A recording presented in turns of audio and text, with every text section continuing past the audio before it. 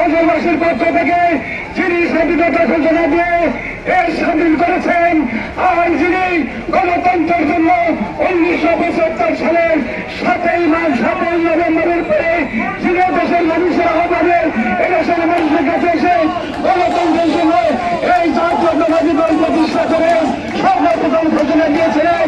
এই জাতীয়তাবাদ আগামী দিনে গণতন্ত্রের জনগণের জমা থাকবেন, জনগণের মানুষের পক্ষে কথা বলবেন, এদেশের মেহনতি মানুষের পক্ষে কথা বলবেন, ছাত্র জনতার পক্ষে কথা বলবেন। সার্বভৌমত্ব রক্ষার জন্য এই জাতীয়তাবাদী দল সারা বাংলাদেশ প্রতিষ্ঠিতের মধ্য দিয়ে গণতন্ত্র প্রতিষ্ঠানের মধ্য দিয়ে এদেশের প্রতিরক্ষার ব্যবস্থার মধ্য দিয়ে এদেশে গণতন্ত্র প্রতিষ্ঠা করে এই জাতীয়তাবাদী দল আজকে অনেক ষড়যন্ত্র করা হচ্ছে। এই জাতীয়তাবাদী নেতৃত্বে কারাগারি নিয়ে ফেসি হাসিনা তাকে তার ঘোষণায় সাজা দিয়েছেন। আমাদের নেতা তাদের রহমানকে বেতন তুলতে করে তার বিরুদ্ধে মিথ্যা মামলা দিয়ে 17 বছর